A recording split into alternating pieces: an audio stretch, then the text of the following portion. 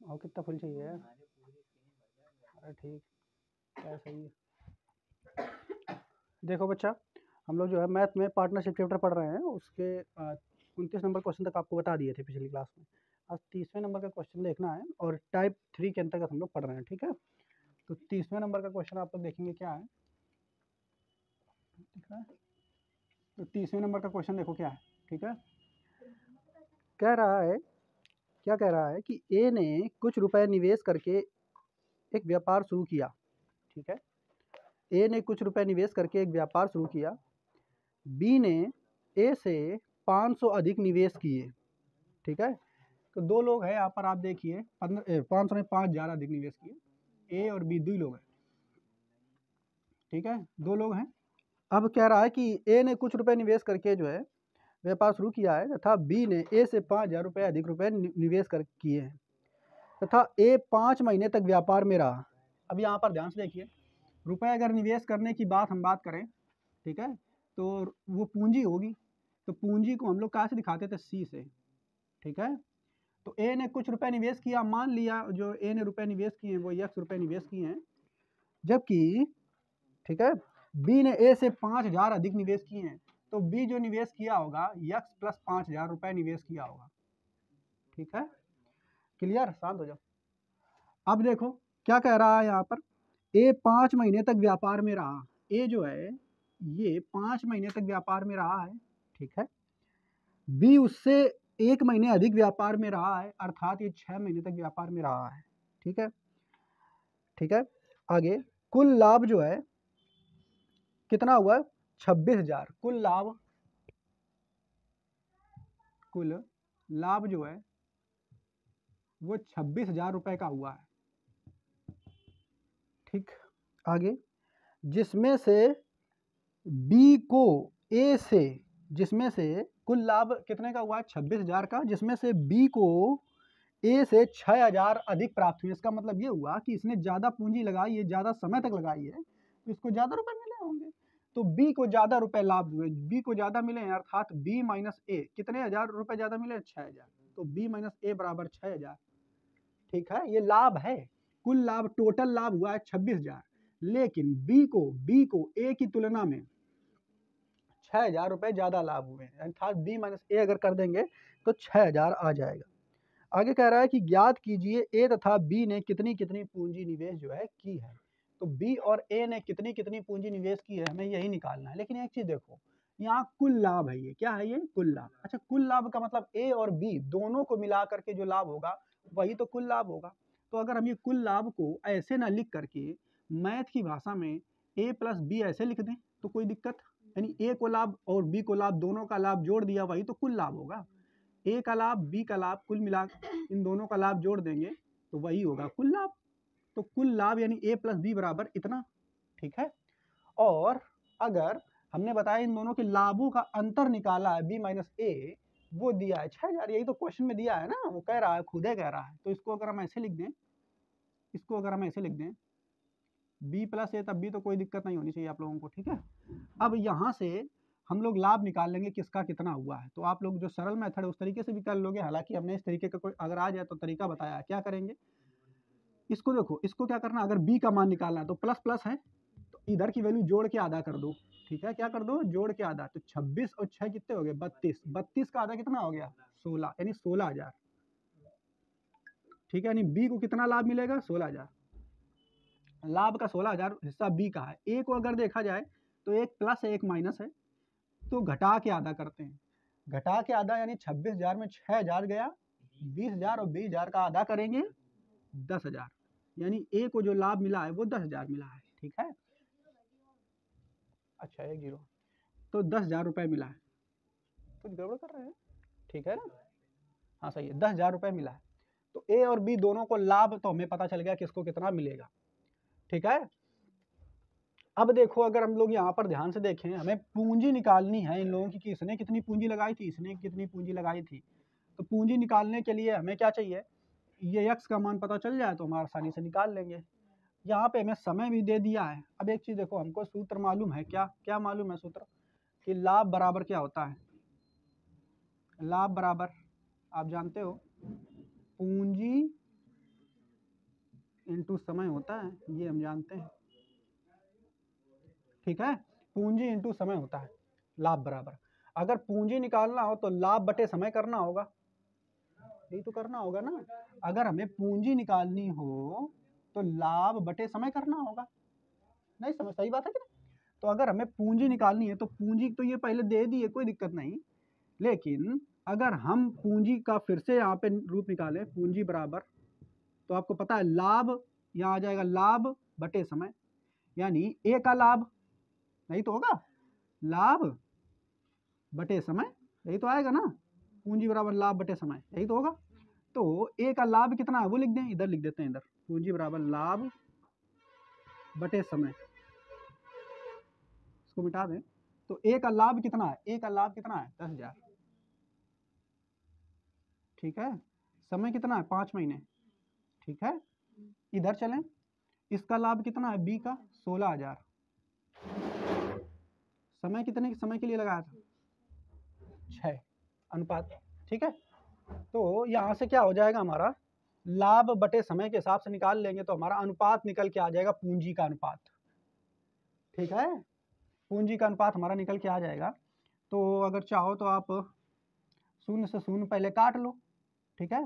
3 0 से 3 0 कैंसिल हो जाएंगे, कैंसिल हो जाएंगे, और इसको काटोगे तो 5 दूनी 10, ये तो पूरा कटेगा नहीं, इसको काटोगे तो 8 बटे 3 हो जाएगा ऐसा, यहाँ पे आ जाएगा 2, ठीक है। इस 3 का गुणा अगर इधर करा देंगे या फिर और काट दो, कट जाएगा ये, ठीक है। इसको 1 2 1 कम 2 4, यानी 4 इधर 1, ये 3 इधर आ जाएगा, अर्थात 3 अनुपात 4 हो जाएगा, ठीक है। तो पूंजी का जो अनुपात निकल के आया है ना, नहीं समझ पाए, समझ में आया कैसे किया, तो पूंजी का अनुपात 3 अनुपात 4 निकल के आ गया है, ठीक है। तो अब क्या बताया जाए, यहाँ पर आप लोग देखोगे अगर, तो x की वैल्यू अनुपातिक 3 में आ जाएगी, x की वैल्यू कितनी आ जाएगी अनुपातिक 3, ठीक है। x की वैल्यू अनुपातिक 3 हो जाएगी, या फिर यहाँ से ये देख लो, अगर देखा जाए तो यहाँ अंतर कितना है दोनों का, अनुपातिक 1, अनुपातिक 1 ही तो है। अच्छा एक चीज देखो, इन दोनों में अगर देखा जाए तो रुपया का जो अंतर है वो कितने का है 5,000 का, तो अनुपातिक 1 की वैल्यू 5,000 नहीं हो जाएगी, अनुपातिक 1 की वैल्यू 5,000 हो जाएगी, लेकिन तो हमें क्या निकालना है, हाँ ये अनुपातिक 3 की वैल्यू निकाल दो फटाक से, क्यों, क्योंकि यही तो पूंजी है ना। तो अनुपातिक 3 की वैल्यू निकाल देंगे तो 5 तियां 15,000 रुपये आ जाएगी, एक ही वैल्यू। 4 का मान निकाल देंगे, 5 चौके 20, यानी यही तो आएगा। बी ने लगाए, ए ने लगाए हैं 15,000 रुपये, बी ने लगाए हैं 20,000 रुपये, ठीक है। तो आपसे पूछा क्या है, किसकी वैल्यू पूछी है, क्या पूछा था आपसे, हाँ ए तथा बी ने, ए ने लगाए 15,000, बी ने लगाए 20,000। तो इस तरीके से आप क्वेश्चन को लगा सकते हो सकता है समझाने में ज़्यादा समय लग गया हो, लेकिन एक बार फिर से आप इसको ध्यान से देखेंगे तो आपको अच्छे से समझ में आ जाएगा, ठीक है। नोट कर लीजिए इस क्वेश्चन को। हालांकि वहाँ यक्स मानने की जरूरत भी नहीं थी, क्योंकि हमने अनुपात से ही निकाल दिया, ठीक है। अगला क्वेश्चन देखो 31 नंबर, इसमें क्या कह रहा है, ठीक है। कह रहा ए और बी मिलकर एक व्यापार शुरू करते हैं, 9 महीने के बाद बी व्यापार छोड़ देता है। ध्यान सुनिए, बहुत बढ़िया क्वेश्चन है ये भी। ए और बी, ठीक है, ये दोनों मिलकर व्यापार शुरू करते हैं, कितनी पूंजी लगाई या नहीं लगाई उसके बारे में कोई जिक्र नहीं है, ठीक है। 9 महीने के बाद बी व्यापार छोड़ देता है, दोनों व्यापार करते हैं लेकिन 9 महीने के बाद बी व्यापार छोड़ देता है, मतलब इसका मतलब पक्का रहा कि ए तो 9 महीने तक किया, ये भी 9 महीने तक किया, लेकिन 9 महीने जैसे कंप्लीट हो जाते हैं तो बी छोड़ के चला जाता है कि भाई अब नहीं करेंगे हम तुम्हारे साथ। लेकिन ए की पूंजी 1 महीने और रहती है, ए जो है पूंजी लगाता है 1 महीना और, अर्थात 10 महीने के लिए लगाता है, ठीक है। यदि ध्यान सुनिए, अब देखो समय का अनुपात अगर देखा जाए तो समय का जो अनुपात अगर देखा जाए ना इसमें ए और बी में, तो इसका ए का जो समय है वो 10 माह के लिए हो गया, नहीं बात समझ पाया भाई, ये 9 महीने तक लगाया, उसके बाद कह रहा भैया हमारे बस की नहीं है हम जा रहे हैं, तो बस 9 महीने तक इसने रुपए लगाया, लेकिन ए अपनी पूंजी 1 महीने तक और लगा रखा, अर्थात 10 महीने तक लगा रखा, ठीक है। लेकिन ए की पूंजी 1 महीने तक और रहती। यदि दोनों के लाभ का अनुपात, किसका अनुपात, लाभ का, लाभ को अंग्रेजी में पी से दिखाते थे, तो ये आपको याद होगा, लाभ का अनुपात कितना है बच्चा 5:6, दोनों के लाभ का अनुपात 5:6 है, तो दोनों की पूंजी का अनुपात ज्ञात कीजिए। तो पूंजी बराबर आप जानते हैं लाभ बटे समय, यही तो होता है। पूंजी को सी से दिखाते थे, यानी सी बराबर पी बटे टी होता था कि नहीं। तो तुम पूंजी का अनुपात सी का अनुपात निकालना है, अर्थात पी बटे टी। पी कितना आ जाएगा 5 बटे टी, टी कितना हो जाएगा 10 अनुपात। फिर देखो सी यानी सी कितना, सॉरी पी कितना है 6 बटे टी कितना है 9, ठीक है, ये अनुपात आ जाएगा। इसको अनुपात को काटेंगे अगर तो 5 एकम 5 दूनी 10, अर्थात 1/2 हो जाएगा। इसको काटेंगे तो 3 दूनी 6, 3 त्रिका 9, ठीक है, क्लियर। अब अगर करेंगे इसका तो इसको मूंद लो, 3 का गुणा इधर करा दो तो 3 एकम 3, इसको मूंद लो तो 2 दूनी 4। तो पूंजी का जो अनुपात आ जाएगा 3:4, यही प्रश्न का उत्तर होगा, जो कि आपके ए नंबर ऑप्शन में सही है। एक चीज़ ध्यान रखेंगे, ऐसा जब भी क्वेश्चन दिया जाए, क्योंकि इसमें कोई वैल्यू नहीं है, कोई वैल्यू है क्या इसमें, रियल वैल्यू नहीं है, अनुपातें दिया है। तो इस क्वेश्चन में कभी भी, ऐसे क्वेश्चन में जब रियल वैल्यू ना दिया हो और आपसे कह दे कि बताइए कि ए ने कितनी पूंजी लगाई, और फिर ऑप्शनों में क्वेश्चन में दे रहा हो, ऑप्शनों में कि 5,000, 2,000, 3,000, तो जब भी कभी रियल वैल्यू क्वेश्चन में ही दी नहीं है, केवल अनुपात दिया है, ठीक है, और आपसे रियल वैल्यू पूछ ले कितने लगाई है, तो कभी भी उस प्रश्न का उत्तर निकाला नहीं जा सकता है, ठीक है। तो इनमें से नहीं ये वाला ऑप्शन चूज करेंगे, या फिर अगर ये ना हो तो वो DI करके दिया रहता है, कैन नॉट डिटरमाइन करके, ठीक है, तो उसको, ठीक है, आप लोग लगाएंगे, क्लियर। तो उम्मीद है ये समझ में आया होगा। अगर अनुपात दिया है तो केवल अनुपात ही किसी चीज का निकाल सकते हैं, नोट कर लें इस क्वेश्चन को।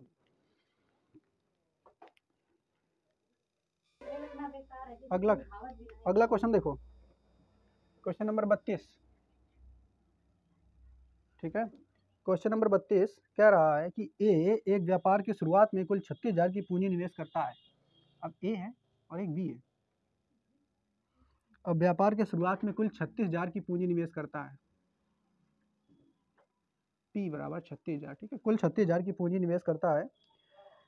4 माह के बाद बी कुछ पूंजी निवेश कर उस व्यापार में शामिल हो जाता है। अब देखो ये 4 महीने के बाद, यानी ये जो शुरुआत किया है इसने 4 महीने तक लगाया रहा, लेकिन 4 माह बाद, कितने माह बाद, 4 माह बाद, 4 महीने बाद बी जो है कुछ पूंजी लगा करके इसमें शामिल हो गया, ठीक है,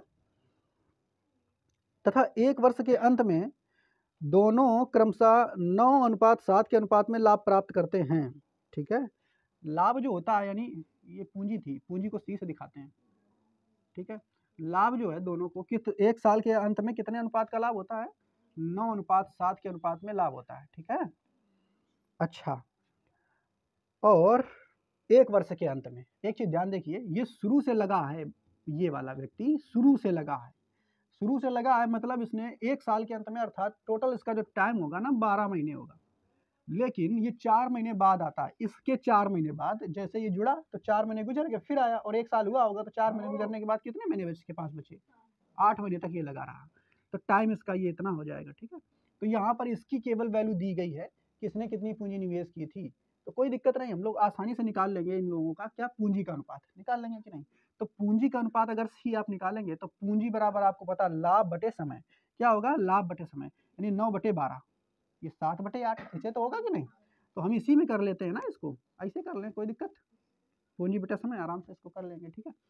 अब अगर कुछ काटेंगे तो ये तो इधर कट जाएगा पहले, 3 त्रिका 9/3 चौके 12, ठीक है, इतना कट जाएगा। और भी कुछ कटेगा क्या, हाँ कटेगा, 4 एकम 4, 4 दूनी 8, ये भी कट जाएगा।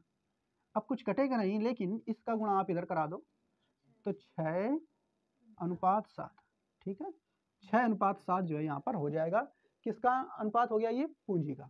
अच्छा, ए ने जो पूंजी है वो लगाई थी 36,000, यानी यहाँ पे तो अनुपात निकल के आया 6,000, तो 6 की वैल्यू 36,000, ठीक है, 6 की वैल्यू कितनी आ जाएगी, 6 की वैल्यू 36,000, ठीक है, 1 की वैल्यू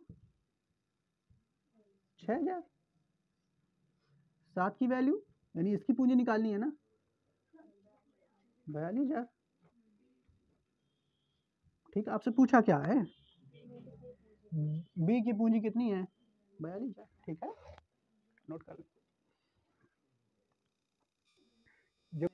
देखो एक 34 नंबर क्वेश्चन, ए तथा बी मिलकर ए तथा बी मिलकर एक व्यापार, क्या कह रहा है, ये छूट गया था।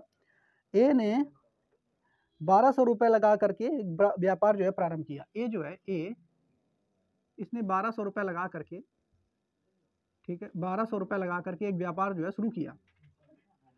आगे बी तथा सी असमान पूंजी लगा करके, ध्यान सुनिए, बी और सी और दो लोग और हैं, बी और सी, ठीक है, असमान पूंजी लगा कर 3 महीने तथा 6 महीने बाद व्यापार में शामिल हुए। ये देखिए, ये 3 महीने बाद, 3 माह बाद, और ये 6 माह बाद, ठीक है, 6 माह बाद व्यापार में शामिल हुए। यदि वर्ष के अंत में वे लाभ को, ठीक है, यदि वर्ष के अंत में वे लाभ को, अब लाभ को हम लोग को हमें पता है, पी से दिखाते हैं, वर्ष के अंत में वे लाभ को 2:3:5, ठीक है, के अनुपात में बांटे तो बी की पूंजी क्या है। तो एक चीज ये देखिए, समय पहले निकालो। अच्छा, ये वर्ष के अंत में बोला है ना बच्चा, वर्ष के अंत में मतलब ए जो है ये पूरे 12 महीने तक ये अपने पूंजी लगा रखा, ठीक है। इसका मतलब ये हुआ कि जो बी है वो 3 महीने बाद आया, यानी 12 में से 3 घटा देंगे, 9 महीने तक इसने पूंजी लगा के रखी। ये अब एक बात याद रखना, यहाँ पर याद रखने योग्य क्या बात है, ये याद है, क्या याद रखने योग्य के लिए बात है, यदि वर्ष के अंत में वे, कहाँ लिखा हुआ है, आसमान पूंजी लगाकर क्रमशः 3 महीने तथा 6 महीने बाद व्यापार में शामिल हुए। ये 3 महीने बाद, ये 6 महीने बाद, अगर ऐसे दिया होता वर्ष के अंत में बी 3 महीने बाद तथा उसके 6 महीने बाद, ठीक है, उसके 6 महीने बाद सी शामिल होता, तो मतलब समझ रहे हो, 3 महीने गुजरे ओके, 6 महीने बाद, 6 महीने और गुजरे, 3 और 6 यानी 9 महीने बाद ये आता, ऐसे अगर दिया होता, लेकिन ऐसा नहीं कहा उसने, ये 3 महीने बाद आया और ये 6 महीने बाद आया, मतलब शुरू से 3 महीने बाद ये आया और 6 महीने बाद ये आया, अर्थात 6 महीने तक इसकी पूंजी रही। नहीं, बात पल्ले पड़ रही है, हम क्या समझाना चाह रहे हैं, ठीक है। तो इसकी पूंजी कितने महीने तक रही, 6 महीने तक, अरे 6 महीने बाद आया तो 6 महीने तक पूंजी रही, 1 साल होता है टोटल। तो बस हमें निकालना है किसका अनुपात, हमें निकालना है पूंजी का अनुपात। तो पूंजी का अनुपात सी होता है, पूंजी बराबर लाभ बटे, तो यहीं पर अनुपात कर दें हम, ठीक है। तो अगर काटोगे आप इसको तो ये कट जाएगा, ठीक है, ये कितना आ जाएगा, 1/6, ये भी कट जाएगा 1/3, ठीक है। अब कोई दिक्कत नहीं है, यहीं से इसको मूंद दो, 6×3=18, इसको मूंद दो, 6×36, इसको मूंद दो, कितना आ जाएगा, 6×3=18 गुणा 5, 18 एकम 18 दूनी 36, 18 एकम 18, 1:2:5, ठीक है, पूंजी का अनुपात आ गया। लेकिन यहाँ तो कह रहा है ए भैया 1200 पूंजी लगाया है, ना भैया अनुपातिक 1 पूंजी लगाए हो, तो अनुपातिक 1 की वैल्यू 1200, अनुपातिक 1 की वैल्यू 1200, क्या पूछा है आपसे, तो बी ने कितनी पूंजी लगाई, 2, अनुपातिक 2, तो 2 की वैल्यू 2400, अर्थात बी ने 2400 रुपये लगाए, जो कि ऑप्शन नंबर सी में सही है, नोट करें। देखो अगला क्वेश्चन 34 नंबर, इसमें देखो क्या कह रहा है, ए तथा बी मिलकर एक व्यापार जो है प्रारंभ किया, ए तथा बी, ए और बी दोनों ने मिलकर के एक व्यापार जो है शुरू किया, ठीक है, कोई दिक्कत नहीं। ए जिसकी पूंजी, ध्यान सुनिए, ए जिसकी पूंजी 4 महीने तक लगी, इसकी पूंजी जो है 4 माह तक लगी, हम ऐसे ऊपर लिख लेते हैं अभी, ए जिसकी पूंजी 4 महीने तक लगी, उसने लाभांश का 3/8 भाग का दावा किया है। यहाँ पे ये बात समझने योग्य है कि जो ए है वो कह रहा है कि जितना लाभांश है ना, उसका 3/8 भाग जो है वो मेरा है। किसने दावा किया, ए ने। ए ने कहा कि जो लाभांश है, ए ने कहा कि जो लाभांश उसका 3/8 भाग मेरा है। तो जब भी कभी ऐसा दिया हो ना, तुरंत आप सीधा सीधा ये समझेंगे कि ए का हिस्सा ऊपर वाला है, लाभांश का मतलब टोटल जो लाभांश होगा वो 8 है, टोटल जो लाभांश है ना वो 8 है, 8 में से 3 हिस्सा किसका है, ए का। बात समझ पाए। तो अगर 8 में से 3 हिस्सा ए का है, तो 8 में से 3 हिस्सा अगर ए का है तो बी का कितना होगा, 5, श्योर सी बात है। तो अनुपात अपने आप निकल के आ गया, यानी लाभ का अनुपात जो है वो निकल के हमारा क्या आ गया, पी, इसका अनुपात 3 है, इसका 8, सॉरी 5। समझ पाए? इस लाइन से आपको क्या समझ में आया? वो समझ में आया ना? आगे देखिए अब क्या कह रहा है, अगर बी की पूंजी, फिर से सुनिए, कह रहा है बी की पूंजी 1560 रुपए इसी व्यापार में 8 महीने तक लगी थी। बी की पूंजी जो है, पूंजी कितनी है? 1560 रुपए इसी व्यापार में 8 माह तक लगी थी। ठीक है, 8 माह तक लगी थी। तो बताएं ए ने कितनी पूंजी लगाई थी। ठीक है, तो अब ध्यान देने योग्य बात है कि इसका जो है 4 महीने तक पूंजी लगी है, इसकी 8 महीने तक पूंजी लगी, यानी समय का भी अनुपात हमें दे दिया है। ठीक है, ये पूंजी जो है इसकी बी की हम इधर लिख देते हैं थोड़ी देर के लिए, 1560 इसकी पूंजी है, इसको हटा देते हैं थोड़ी देर के लिए। ठीक है, आप चाहो तो यहाँ लिख लो, कोई दिक्कत नहीं है। समय जो है, समय इसने 4 महीने तक लगाया, इसने 8 महीने तक लगाया। ठीक है, तो आपको मालूम है कि सी अर्थात पूंजी बराबर क्या होता है? पूंजी बराबर लाभ बटे समय। तो लाभ बटे समय, लाभ बटे समय अर्थात लाभ बटे समय करेंगे तो पूंजी का अनुपात निकल के आ जाएगा कि नहीं? ठीक है, तो बस आ जाएगा। तो हम क्या करें, इसको चाहो तो काट दो, 4 एकम 4 दूनी 8, ये 2 आ जाएगा। इस 2 का गुणा इधर करा देंगे, 3 दूनी 6, इधर 1 आया, 1 का गुणा उधर करा देंगे 5। लेकिन यहाँ पे देखो क्या निकल के आया, यहाँ ये निकल के आया कि बी ने पूंजी लगाई है अनुपातिक 5, लेकिन वो कह रहा ना भैया बी ने पूंजी लगाई है 1560 रुपए, तो 5 की वैल्यू 1560, 1 की वैल्यू निकाल देंगे। ठीक है, तो 312 आ जाएगी। ठीक है, 312 आ जाएगी। अब 1 की वैल्यू 312, तो इसी की पूंजी पूछ रहा होगा, तो 6 की वैल्यू निकाल देंगे, 312 गुणा 6, तो 6 दूनी 12 क्या है, 2 हासिल 1, 6 कम 6 1 7, 6 3 18। ए की पूंजी कितनी आ जाएगी? 1872, जो कि ऑप्शन नंबर बी में सही है। नोट कर लें इस क्वेश्चन को। अच्छा, 35 नंबर क्वेश्चन देखो बच्चा क्या कह रहा है, ए बी तथा सी ने एक व्यापार शुरू किया। ए बी तथा सी ने एक व्यापार शुरू किया। ए ने अपनी पूंजी 4 माह के लिए निवेश कर कुल लाभ का 1/8 भाग प्राप्त किया। इसने 4 माह के लिए पूंजी अपनी निवेश की है और कुल लाभ का, ए ने जो कुल लाभ का 1/8 भाग, ये ए की बात हो रही है, ए ने कुल लाभ का 1/8 भाग जो है ये लिया, तथा बी ने अपनी पूंजी 6 माह के लिए निवेश कर, इसने अपनी पूंजी जो है 6 महीने के लिए निवेश की। ध्यान से सुनते रहें, बस क्वेश्चन जैसे हम लगा रहे हैं इसे आपको स्टेप बाय स्टेप करने होते हैं। 6 माह के लिए निवेश कर कुल लाभ का, बी जो है, बी ये कुल लाभ का, ये लिख देते हैं 1/3 भाग जो है ये प्राप्त किया। ठीक है, 1/3 भाग प्राप्त किया। सी ने 1560 रुपए की पूंजी, अब सी जो है, सी ने, इसने कितने लगाए हैं? 1560, हम यहाँ लिख देते हैं 1560 रुपए की पूंजी 8 महीने के लिए निवेश की, इसने 8 महीने के लिए निवेश की। ठीक है, हम ऊपर ही लिख देते हैं, चाहो तो अपना नीचे भी ऐसे लिख सकते हैं टाइम डाल करके, अभी हम लिखेंगे फिर से उसको। ठीक है, निवेश की, ज्ञात कीजिए कि ए तथा बी ने कितनी पूंजी निवेश की। ठीक है, कोई दिक्कत नहीं। अब यहाँ पर देखिए, यहाँ पे दिक्कत सबसे बड़ी ये आ गई कि ए जो है वो कुल लाभ का 1/8 भाग ले रहा है, बी कुल लाभ का 1/3 भाग ले रहा है। कुल लाभ कितना माना जाए? तो जब कभी एक कंडीशन रहा है तो कुल लाभ नीचे वाली मान लेना है। अगर यहाँ पर ए वाले में कुल लाभ 8 का नहीं हो तो बी वाले में कुल लाभ हो जाए 3। तो जब ऐसी कंडीशनें आ जाए, 2 से अधिक चीज़ें दी जाए, तो कुल लाभ जो आप मानेंगे वो नीचे वाले जो दोनों चीज़ें दी गई हैं इनका एलसीएम मानो, हर में जो चीज़ें दी गई हैं उनका एलसीएम माने। ठीक है, तो अगर एलसीएम नहीं कुछ समझ में आ रहा है तो आप डायरेक्ट बस 8 का गुणा 3 में करा दो, जो आ जाए उसी को कुल लाभ मान लीजिए। ठीक है, तो टोटल 8 का गुणा 3 में कराएंगे, 8 3 का 24, यानी कुल लाभ कितना मान लिया कि कुल लाभ जो हुआ है ना वो 24 का हुआ है। कुल लाभ कितने का हुआ है? 24। 24 में से ए को कितना मिला है? 1/8। कितना मिला है? 1/8, अर्थात 8 3 का 24, कितना मिला है? 3। 24 में से 3 भाग जो मिला किसको? ए को।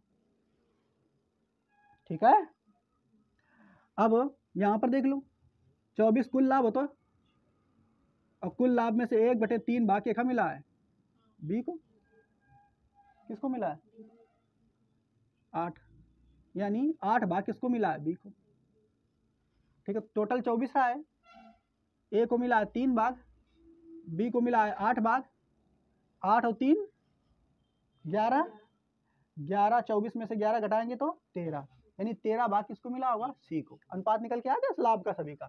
तो सभी का लाभ का अनुपात जो है बच्चा ना, लाभ यानी प्रॉफिट, ए को कितने का प्राप्त हुआ 3, बी को 8, सी को 13। कैसे 13 समझ में आया कि नहीं। टोटल लाभ रहा है 24, जिसमें से 8 3 प्राप्त हुआ ए को, 8 प्राप्त हुआ बी को, 24 में से 8 प्लस 3 घटा देंगे, अर्थात 24 में से 11 घटा देंगे, 13 आ जाएगा। ठीक है, तो ये लाभ का अनुपात मिल गया। अच्छा, लाभ का अनुपात तो मिल गया, लेकिन समय का अनुपात, तो समय तो दिया ही है ना बच्चा। ये 4 महीने के लिए पूंजी लगाता है, ये 6 महीने के लिए लगाता है, ये 8 महीने के लिए लगाता है, तो ये समय हो गया। आपको पता है लाभ बटे समय बराबर पूंजी का अनुपात होता है। लाभ बटे समय क्या होता है, बस हमने यहीं पर कर लिया, लाभ बटे समय पूंजी का अनुपात निकल के आ जाएगा। कुछ कटे तो काट सकते हैं हम लोग, किससे काट सकते हैं, देखो अगर काटा जाए तो इसको चाहो तो काटो 2 से, तो ये आ जाएगा 2, ये आ जाएगा 3, ये आ जाएगा 4। अब ज़्यादा कुछ नहीं कटेगा, कोई दिक्कत नहीं, आप इसको मुँह दो, इनका गुणा करा के यहाँ लिख दो, तो ये आ जाएगा 3 गुणा 3 गुणा 4। इसका करो कम, इसको मुँह दो, ये आ जाएगा 8 गुणा 8, आ जाएगा कि नहीं।